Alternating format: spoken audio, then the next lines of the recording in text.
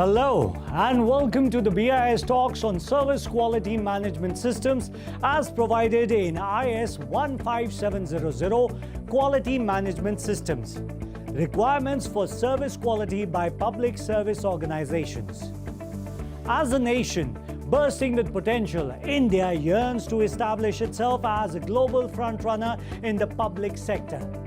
But with such lofty aspirations comes the pressing need for foolproof systems that ensure optimal results, unparalleled service excellence, and unwavering customer satisfaction. Let's find out.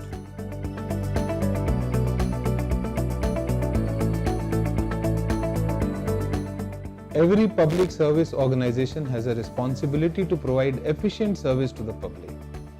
Giving high-quality service is crucial for gaining and keeping the trust and satisfaction of the people.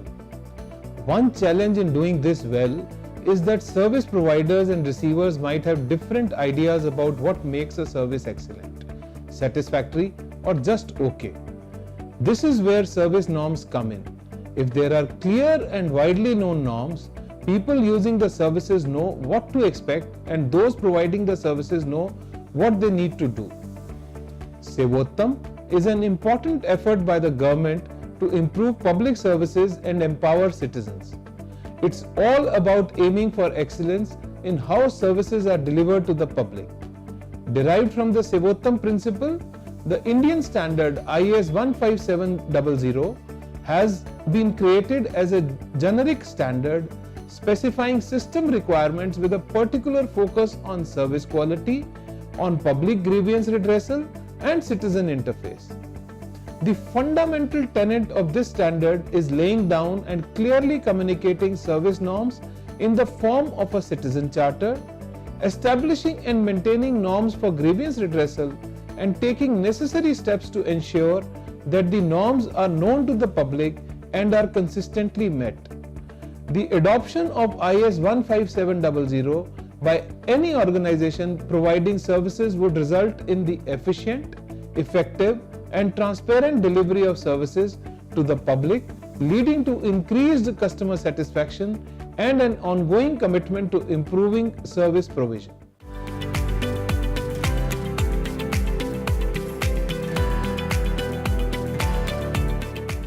Let us first look at what public service means and what are public service organizations. Public service means service that affect the society at large. Public service organization are all such organizations which are either directly providing service to society at large or provide services to those organizations which through their policies, directives, regulations and so on provide services to the society. The fundamental aim of this standard is to determine the operations of public service organizations that frequently interact with the public. To achieve this, certain parameters such as proper documentation of services, citizen charters, and effective complaint redressal mechanisms are essential components of this standard. By incorporating these measures, organizations can establish a uniform and efficient service delivery mechanism benefiting the public at large. Public services can be broadly classified into two categories: basic service and need-based services. Basic services include necessities such as electricity supply, water supply, health care, education, and transportation systems. On the other hand, need-based services are availed of on a specific basis such as passport services, banking services, police services during a crime, income tax services, municipal services, judiciary services, land administration, etc. Postal services and telecommunication services can fall under both basic and need-based categories depending on the situation.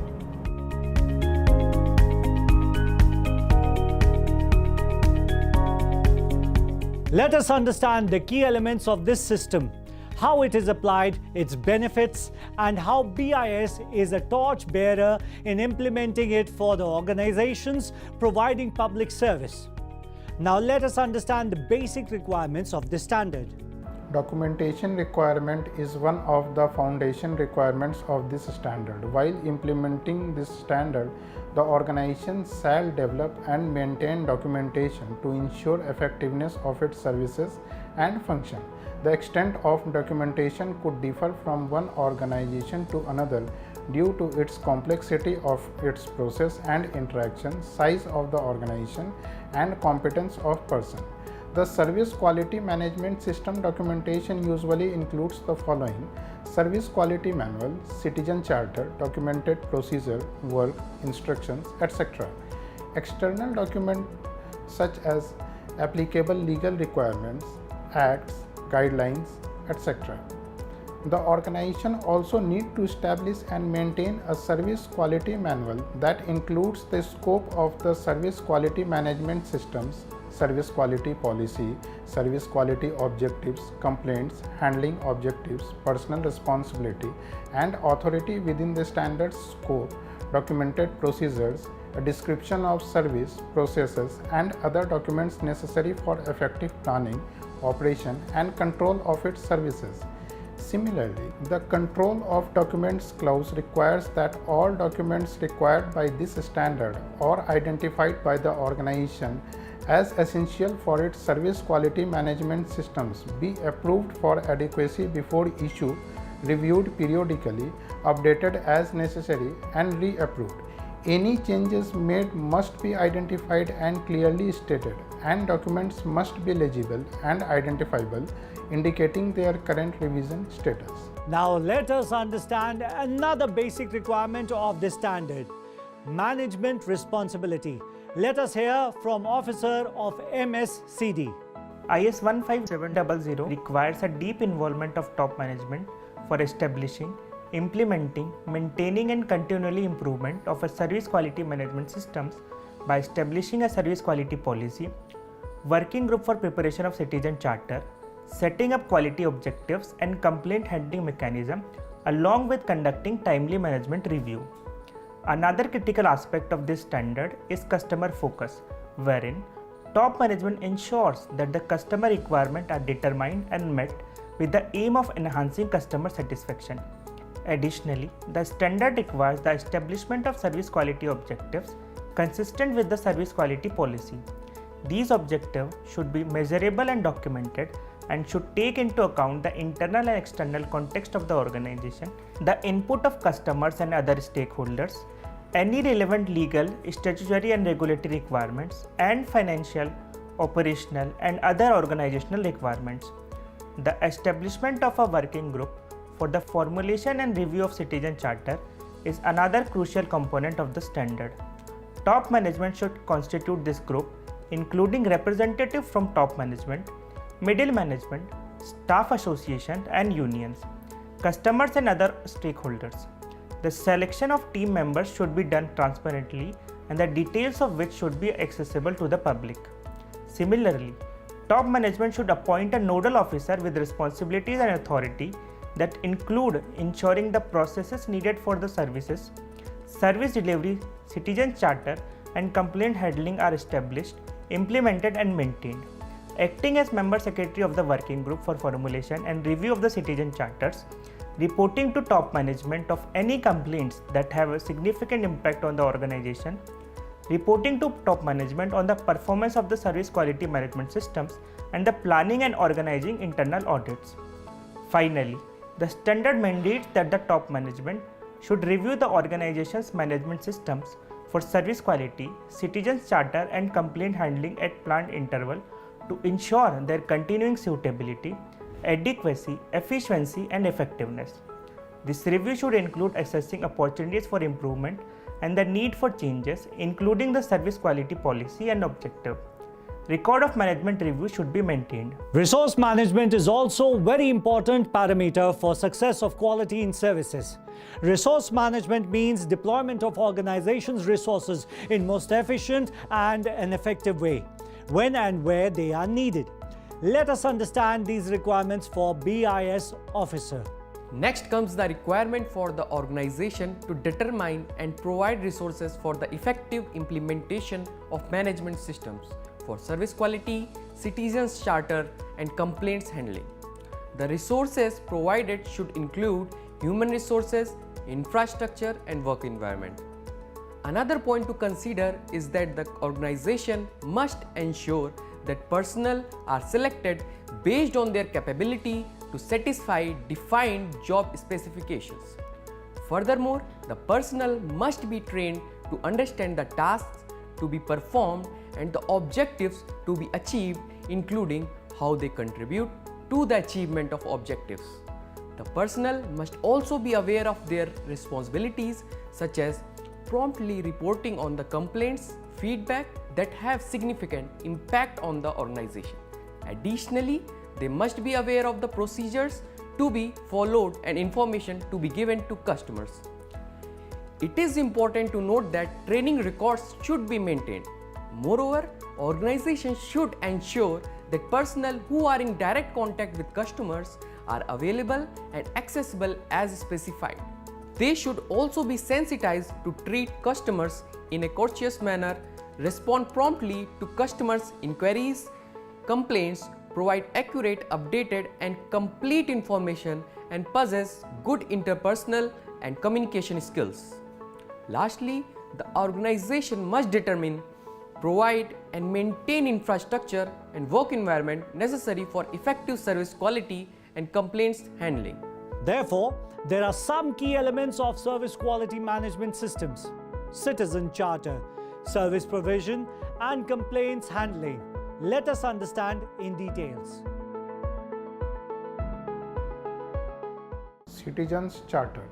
Citizens Charter is a written document declaring the intention and commitment of an organization for providing effective and efficient service, taking into account customers' expectations and minimum acceptable levels of service, thereby providing assurance that the organization complies with the declared service quality standards. The Citizens Charter shall contain a vision and mission statement, a list of services provided, measurable service norms, the public grievance officer's contact details, expectations from a customer, and description or reference to complaints handling processes. The Citizens Charter must be documented and represent a systematic effort to focus on providing excellent service. The Charter should be simple, easily understandable, and available in local languages as required. Furthermore, it must be non-discriminatory and periodically reviewed for continued suitability. The Charter should be updated whenever there are changes in the services offered, delivery mechanisms, service standards, or any other relevant input. Service provision documents the services provided by the organizations at different levels to meet the expectations of the customers and regulatory authorities. The organization shall ensure that services meet customer expectations and regulatory requirements, deliver services in accordance with service norms, quality policies, and objectives, ensure that purchased or outsourced products and services meet quality requirements, develop effective service level agreements and communication channels with other public service organizations, implement procedures and work instructions to ensure service delivery processes are carried out as designed, maintain suitable equipment and facilities that meet established standards, identify relevant verification activities in the service delivery processes and ensure that are carried out, protect and safeguard customer property and information, implement monitoring and measuring mechanism for service norms specified in the Citizens Charter, provide clear instructions to customers for effective service and delivery, ensure professional, honest and courteous behavior of service delivery personnel, review regulatory and policy changes for their impact or service delivery and provide timely information to customers, make provisions for emergency preparedness to ensure essential service levels during a crisis. Complaints handling. The organization must establish a documented procedure for handling complaints. Key steps in the process include identifying complaint-prone areas, setting time norms for redress, providing clear information on how to make a complaint, and widely publishing the processes. The procedure should also include the following: providing accessible information about the complaints handling processes, include where and how to make a complaint, what information is required, and the time limits for resolution. Recording and uniquely identifying each complaint, including relevant details about the complainant, requested remedy, due date of redress, and any immediate action taken. Prioritizing complaints based on their seriousness and severity and promptly acknowledging each complaint with a unique complaint number and expected redress time.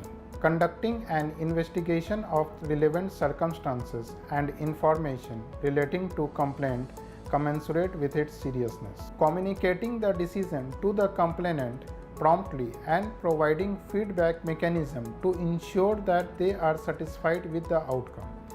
If the decision is not in line with the remedy requested, the justification for the decision and the alternative internal and external recourse available for appeal should also be provided. Establishing an appeals mechanism to handle complaints that are not resolved to the complainant's satisfaction. The appeals mechanism should ensure independence to ensure complete objectivity in handling the appeal. Last but not the least, monitoring, measurement and improvement of service in paramount focus of this standard. The organization shall monitor and measure the characteristics of the service and the service delivery processes and verify that the service quality objectives and norms have been met. This shall be carried out at all stages and locations where the organization has an interface with customers. Additionally, the organization shall evaluate the performance of the commitment made in the Citizens Charter and complaint handling procedure and report to the top management with recommendation for improvement. The working of the complaint handling machinery shall also be evaluated through random checks. Any information appearing in the media may be considered for suitable action. Similarly, the records of the verification of conformity shall also be maintained. The organization shall establish and implement a system for measuring customer satisfaction through a suitable methodology. This information shall be used to establish service norms, quality objectives, and for continual improvement. Next important aspect in this clause is internal audit. To determine whether the management systems for service quality conforms to the requirement of the standard and document established by the organization, internal audit shall be conducted at planned intervals. An audit plan shall be documented, indicating the scope, frequency of the audit, auditors, auditee, and the audit date or time. The objectives of the audit may include recommendations for further improvement. Selection of auditors and conduct of audit shall ensure objectivity and impartiality of the audit processes. It is important to note that the auditor shall not audit their own work. The auditee shall ensure that actions are taken without undue delay to eliminate detected non-conformity and their causes. Also, follow-up activities shall include the verification of the actions taken and reporting of verification results. Records of the audit shall be maintained. Then comes the analysis of data. Data collected during monitoring and measurement, including complaints received and customer satisfaction, shall be analyzed to determine the current level of performance and opportunities for continual improvement, particularly where non-conformities are recurring. The most important subclause in this standard is improvement. Corrective and preventive actions shall be taken to eliminate the causes of non-conformities and potential causes in order to prevent recurrence and occurrence respectively. These shall be appropriate to the effects of the non-conformity encountered and potential problems. Records of action taken and improvement effected shall be maintained. Let's find out the process of certification for the service quality management systems from BIS.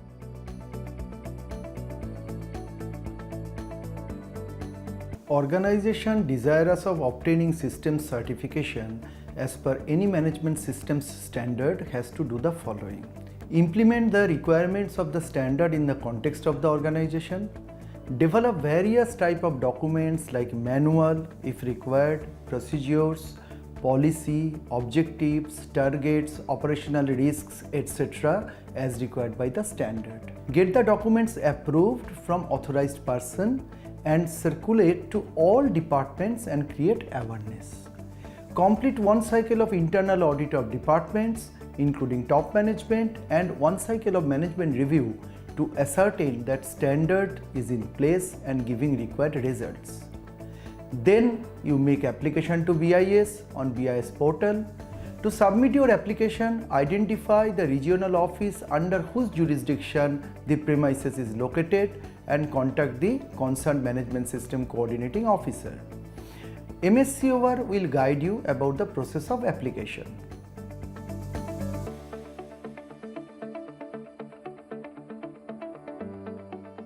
Now, after application, what is the process of grant of license?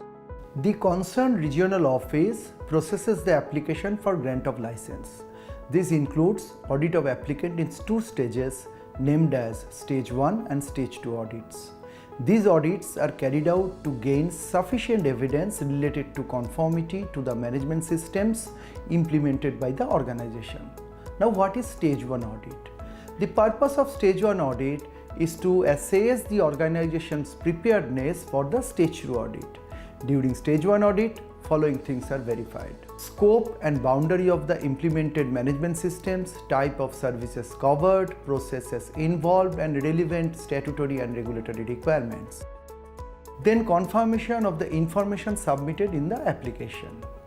Then a review of the documented information of the implemented management systems, that is, documented processes and procedures, policies, etc.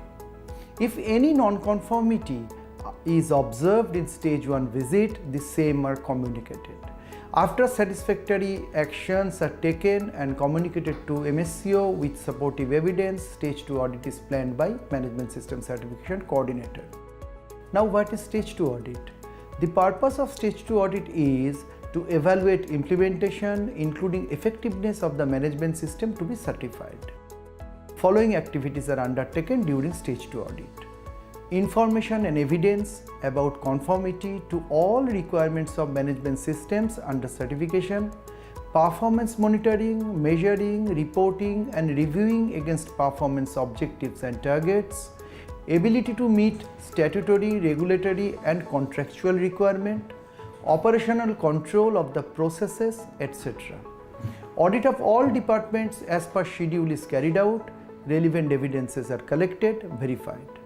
Any NC is observed, the same is discussed with auditee, system coordinator and communicated to the auditee for taking appropriate action within a time frame of 45 days as per BIS guidelines term. Once the audit activities are completed, DDG region takes decision to grant the license to the applicant.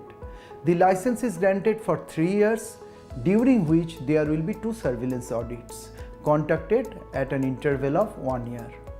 BIS follows a robust certification process utilizing competent and experienced auditors.